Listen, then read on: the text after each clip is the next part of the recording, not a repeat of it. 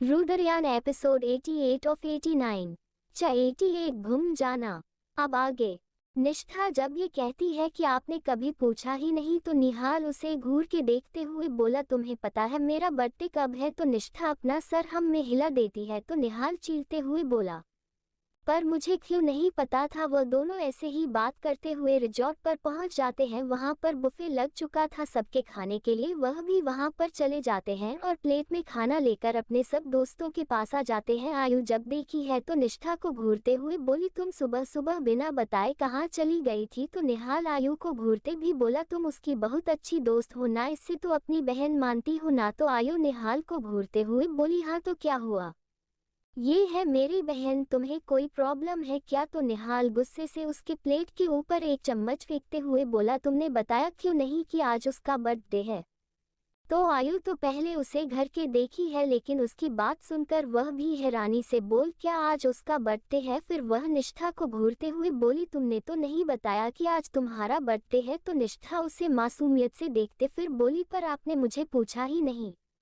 तो फिर निहाल गुस्से से कृष ऋषि और यश को देखा है और उसके हाथों में भी 3 चम्मच थे। कृष ऋषि यश दोनों ही नासमझ से निहाल को देखते हुए, अरे भाई तुम हमें क्यों देख रहे हो, हमने क्या किया? तो निहाल उन तीनों को चम्मच फेंक कर मारते हुए बोला, तुम तीनों इसे अपने बहन मानते हो ना, खुद को इसका भाई कहते हो, तुम्हें भी नहीं पता इसका बर्थडे के बारे में? आज अगर मुझे नहीं पता चलता तो ये तो बताने से रही।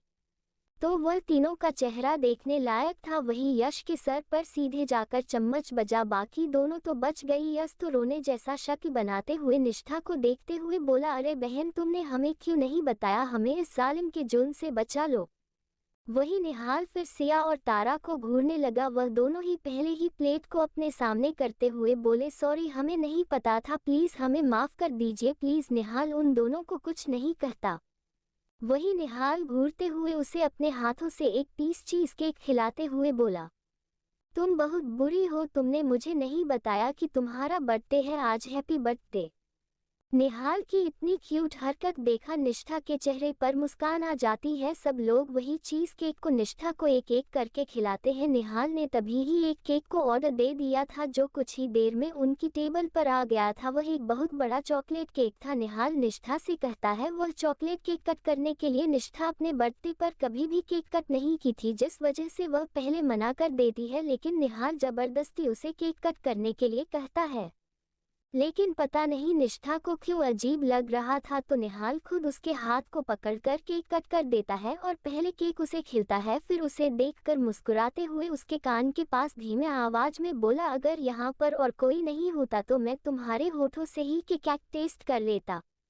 वह ये कहकर जैसे ही दूर होता तो उसे साइड में ही आयु उन दोनों को घूरते हुए मिल गई तो वह मुस्कुराते हुए आयु को झट से केक खिला देता है। उसके बाद सब एक एक करके निष्ठा को केक खिलाते हैं। वहां पर कुछ और स्टूडेंट भी आ गए थे, वह सब भी निष्ठा को बर्थडे विश करते हैं। निष्ठा को अजीब लग रहा, वह अपने बर्थडे के बारे में किसी को नहीं बताती थी क्योंकि वह क्या बताती, सबको हमेशा से पता था कि वह अनाथ है। अगर वह अपने बर्थडे के बारे में बताएगी तो उसे ये लगता था कि सब शायद उसके मजाक उड़ाएंगे या उससे बार बार उन सब चीजों के बारे में पूछेंगे, जिस वजह से किसी को बताती ही नहीं थी कि उसका बर्थडे दिन में मंदिर में जाकर पूजा कर देती थी। और यही एक दिन था जिस दिन वह अपने नाम की पूजा करवाती थी।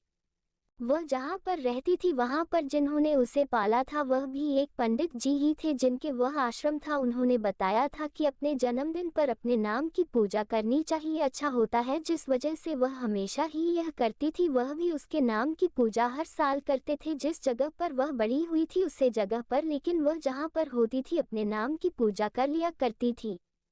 केक कटिंग करने के बाद सब लोग फिर घूमने के लिए चले गए क्राइस्ट चर्च। सब लोग इस जगह पर पहले गए। इस जगह बहुत ज्यादा खूबसूरत है और चर्च तो सबको ही पसंद था। निष्ठा को अभी अच्छा लगा, वह सब अंदर गए और उन सब लोगों को वहां पर कैंडल जलाने के लिए भी कहा गया। अंदर का नज़ारा देखकर सब लोग काफी ज्यादा खुश हो गए। निहाल अंदर जाते हुए निष्ठा का हाथ को पकड़ लेता है। निहाल निष्ठा को देखते हुए मुस्कुराते हुए बोला, तुम कहो तो हम यहीं पर शादी कर ले। तो निष्ठा उसे घूरने लगी। वही कृष और तारा वह दोनों तो मौका ढूंढ रहे थे भागने के लिए। जैसे ही ऋषि की नजर हटी उन दोनों से कि तारा उसे पकड़कर एक कोने में आ गई। कृष उसे ना समझ से देखते हुए बोला, तुम यहाँ पर मुझे क्यों लेकर आई? तो तारा उसके गले में बाहें डालते फिर बोली, चलो हम भी यहाँ पर शादी कर लेते हैं। तो कृष उसके कमर को पकड़ अपने करीब करते हुए बोला, हाँ तुम जरा बताओ यहाँ पर हम कैसे शादी करेंगे? तारा मुस्कुराते फिर बोली, अरे रिंग्स हमारे पास नहीं है, लेकिन किस करके तो शादी कर सकते हैं। कहकर उसके होठों पर एकदम से अपना होंठ रख देती है और एक दूसरे को वह किस करने लगे थे ही। वही निहाल जो निष्ठा को साथ लेकर सब जगह घूम रहा था, उसे सब चीजों को दिखा रहा था। उसकी किस्मत तो देखो, वह जाकर वही कृष और तारा के किस सीन के बीच में पहुंच गए और हमेशा की ही तरह वह फोन निकाल कर फोटो क्लिक कर देता है और उन दोनों की किस ब्रेक हो जाती है। वह जब उन दोनों को देखते हैं तो तारा का चेहरा तो लाल हो ही जाता है, वही कृष का चेहरा गुस्से से लाल हो जाता है। वह निहाल को घूरते हुए, तू मुझसे सच में किसी दिन बहुत बुरा पिटेगा, मुझे अच्छे से शादी भी नहीं करनी दी। तो निहाल कमर पर हाथ रखते हुए बोला, कौन से शादी कर रहा है भाई तू यहाँ पर? तो कृष चीरते हुए बोला, तुझे क्या पता यहाँ पर लोग रिंग एक्सचेंज और किस के बाद ही शादी कंप्लीट होती है ना? रिंग्स तो यहाँ पर हमारे पास नहीं है, किस करके ही शादी कर लेने दो। तो निहाल उसकी बात सुनकर मुस्कुराते हुए बोला, बात तो तेरी सही है, कहकर वो निष्ठा को देखने लगा। तारा और कृष उसे घूरते हुए वहां पर चले जाते हैं। तो निहाल निष्ठा को देखते हुए उसे कमर से पकड़कर अपने करीब करते हुए बोला, तो इरादा क्या है? तो निष्ठा उसके सीने पर हाथ रखते हुए बोली, कुछ भी इरादा नहीं है। तो निहाल उसे दीवार से सटाते हुए उसके सामने खड़े होते हुए उसके चेहरे के ऊपर अपना चेहरा झुकाते हुए बोला, चलो ना हम भी यहाँ पर किस करके अपनी शादी कंप्लीट कर लेते हैं। तुम मुझसे शादी नहीं करना चाहती क्या? तो निष्ठा कुछ नहीं कहती, अपना सर नीचे कर लेती है। निहाल उसके चीन को पकड़कर ऊपर उठाता है और हल्के से उसके होठों को छूकर उसके लोअर लिप को शक करके उसे दूर हो जाता है। निष्ठा के लिप्स तो इतने में ही लाल हो जाते हैं और गाल नाक चेहरे की तो क्या ही कहने। निहाल उसे अपने सीने में भरते हुए बोला, जब तुम अपने दिल की बात मुझे बताओगी और अपने मुंह से बताओगी तब सच में तुम मेरी होगी। उसकी यह बात सुनकर निष्ठा का दिल जोर जोर से धड़क रहा था। वह कहना चाहती है उसके दिल में क्या है, लेकिन वह कैसे कहे वह समझ नहीं पा रही थी। वह बेचैन हो रही थी, उसके दिल की धड़कनों की तेज तेज आवाज निहाल को भी सुनाई दे रही थी। वह भी उसके मन की बेचैनी को समझ पा रही थी, लेकिन वह चाहता था कि निष्ठा अपने आप से खुद से कहे।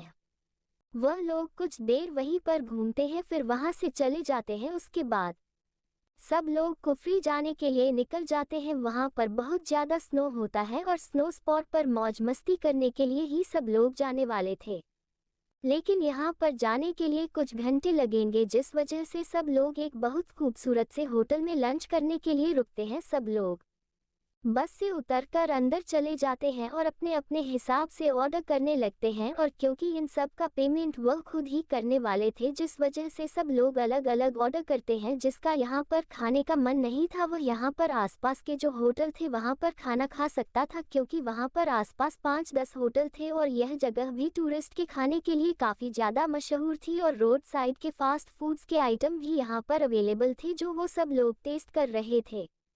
वही निहाल, निष्ठा और बाकी सब होटल के अंदर चले गए। निहाल ने सबको होटल के अंदर चलने के लिए पहले ही कह दिया था और उसके बातों को भी कौन मना कर सकता है। वह सब अंदर चले जाते हैं और निहाल ने सबको कह दिया था कि जिसको जो खाना है ऑर्डर कर दो, और सब लोग भी एक एक करके अपने अपने मनपसंद का खाना ऑर्डर कर देता है और वह खुद निष्ठा के लिए खाना ऑर्डर करता है। निष्ठा उसे मना करती है क्योंकि वह इतना सारा खाना नहीं खा सकती। निहाल तो 2 लोगों का जितना खाना उसके लिए ऑर्डर कर रहा था। कुछ देर में खाना आ जाता है और निहाल 1-2 बार उसे अपने हाथों से खिलाता है। आसपास के लोग उसे देख रहे थे, वही उसके टेबल पर ही सब उसे देख रहे थे, जो उसे अजीब लग रहा था। और आयु उन दोनों को घूर रही थी। तो निहाल उसे देखकर अपना दांत दिखाते हुए बोला, तुझे कोई प्रॉब्लम है क्या? तुझे हो रहा है, कोई तुझे नहीं खिला रहा है? फिर वह इक्वेटर को इशारा करते हुए बोला, अरे भाई सुनो, इसे थोड़ा खिला दो। तो आयु उसे घूर रही थी, इसी नीचे से आयु के हाथ का पकड़ लेता है, जिसे आयु की नज़र एकदम से ऋषि पर चली जाती है। ऋषि उसे आंखों से ही इशारा करता है, क्या मैं तुम्हें खिलाऊं? तो आयु उसे आंखों से ही घूरते हुए फिर सामने देखने देती है और जैसे जैसे उससे अपना हाथ छुड़ाकर खाने लगती है। ऋषि के चेहरे पर मुस्कान आ जाती है। वही यश तो ऐसे खा रहा था, उसने जन्मों से खाया ही नहीं। उसे ऐसे खाते हुए देखकर सब उसे घूरे जा रहे थे। कृष उसे घूरते हुए बोला, तो ऐसे भूखों की तरह क्यों खा रहा है? तो यह अपना पेट पर हाथ रखते हुए बोला, पहले तो खाना बहुत टेस्टी और मुझे बहुत ज़्यादा भूख लगी है, मुझे खाने दो। उसके बातों को इग्नोर करके फिर से खाना खाने लगा। वही निष्ठा का खाना खत्म हो गया तो वह मना कर रही थी कि और खाने से, जिस वजह से वह हाथ धोने के लिए चली गई। उसे ऐसा लग रहा था कि शायद उसके पीछे कोई है। वह पीछे पलट कर देखते हैं तो कोई नहीं मिलता। वह वॉशरूम में चली गई और जाकर हाथ धो ही रही थी कि तभी उसे ऐसा लगा कि किसी ने दरवाज़ा बंद कर दिया है। वह जाकर दरवाज़ा पीटती है, लेकिन दरवाज़ा शायद बाहर से बंद किया गया था। वह बार बार दरवाज़ा नॉक कर रही थी लेकिन कोई दरवाज़ा नहीं खोलता। वो परेशान हो गई थी कि तभी एकदम से दरवाज़ा खुलता है। सामने देखती है कि सामने निहाल खड़ा है, जिसे देखकर वह एकदम से उसके सीने से लग जाती है। आगे क्या होगा जानने के लिए बने चा 89 कफी हिल स्टेशन। अब आगे। निष्ठा को परेशान देखकर निहाल उसे अपनी बाहों में भरते हुए बोला, क्या हुआ, तुम लोग कैसे हो गई? तो डरो मत, मैं हूँ तुम्हारे पास। निष्ठा से दूर हो जाती है। निहाल उसके चेहरे को शांति से बोला, परेशान मत हो। तो निष्ठा फिर से उसके सीने से लगते हुए बोली, पता नहीं कैसे बंद हो गया, मुझे लगा कि मैं नहीं जा पाऊंगी और यहाँ पर ही रह जाऊंगी। तो निहाल उसे पर अपनी पकड़ मजबूत करते फिर बोला, मैं तुम्हें कभी कहीं नहीं खोने दूंगा, तो मेरे पास रहोगी। तुम्हें ऐसे कैसा लग सकता है कि मैं तुम्हें छोड़कर चला जाऊंगा? तुम्हें छोड़कर कभी भी कहीं नहीं मैं जा सकता। निहाल खाने के बड़ निष्ठा के पीछे पीछे ही कुछ देर में हाथ धोने के लिए आ गया था, लेकिन उसे वहां पर नहीं निष्ठा मिलता। तो उसे लगा कि निष्ठा बाथरूम में है, जिस वजह से वह उसे ढूंढने के लिए आगे आगे था, लेकिन उसे दरवाजा लॉक मिलता है। लेकिन जब वो पीछे पलटता है कि उसे नोक होने की आवाज आती है। वहां पर साइन लगा हुआ था कि अंदर जाना मना है, जिस वजह से निहाल समझ नहीं पाता यहाँ पर कौन जा सकता है। लेकिन वह दरवाजा खोल देता है कि शायद कोई और होगा। उसे नहीं लगा था कि निष्ठा होगी, लेकिन जब वो निष्ठा को देखता है तो एक पल के लिए शॉक्ड हो जाता है। लेकिन निष्ठा ठीक थी, जिस वजह से वह नॉर्मल था। लेकिन उसके मन में यह बात थी कि निष्ठा यहाँ कैसे आई। वह निष्ठा को पूछता है तो निष्ठा बताती है, वहाँ पर ऐसा कोई भी साइन बोर्ड नहीं लगा था और वह तो किसी स्टाफ के कहने पर ही जगह पर आई थी, नहीं तो वह यहाँ पर क्यों आती। निहाल को बात तो हजम नहीं होती, लेकिन लेट होने के कारण वह इस बारे में ज़्यादा नहीं सोचता। सब लोग भी बॉस के पास आ गए थे और वह लोग भी बस में आ जाते हैं और अंदर बैठ जाते। अंदर सब लोग धीरे धीरे सो जाते हैं, क्योंकि वह जगह बहुत ज़्यादा खूबसूरत थी। जाने में हम भले ही टाइम लगेगा, लेकिन वहाँ पर मौज मस्ती करने के लिए उन्हें एनर्जी भी तो चाहिए। सब लोग बस के अंदर सो गए, जहां कृष तारा सिया एक दूसरे के कंधे पर सर रखकर सोए हुए थे, वहीं यश कृष एक साथ सोए हुए थे। ऋषि आयु एक साइड पर और निहाल निष्ठा एक दूसरे की बाहों में सोए हुए थे। निष्ठा को सर्दी लग रही थी, जिस वजह से निहाल उसे अच्छे से अपने सीने में छुपाए सोए हुए थे। वह दोनों बहुत ज्यादा खूबसूरत लग रहे थे। ऐसे ही सफ़र करते करते बोलो कफी हिल स्टेशन में पहुंच जाते हैं। वहां पर चारों तरफ बस बर्फ ही बर्फ से इतने सारे स्नो को देखकर सब लोगों के चेहरे पर बहुत ज़्यादा मुस्कुराहट थी, क्योंकि स्नो किसे नहीं पसंद। और सब लोगों के एडवेंचर के लिए उसे जगह पर काफ़ी ज़्यादा अच्छा इंतजाम था। लोग स्केटिंग कर सकते थे और हॉर्स राइडिंग, काफ़ी सारे फन एक्टिविटीज़ और वहाँ पर घूमने, फ़ोटो क्लिक करना, रील वीडियो ये सब करना। सब लोग काफ़ी एक्साइटेड थे। वहाँ पर कुछ रिस्ट्रिक्टेड एरिया भी थे जहाँ पर जाना मना था और उनके बताए सर्कल के अंदर ही सब लोग मौज मस्ती कर सकते थे।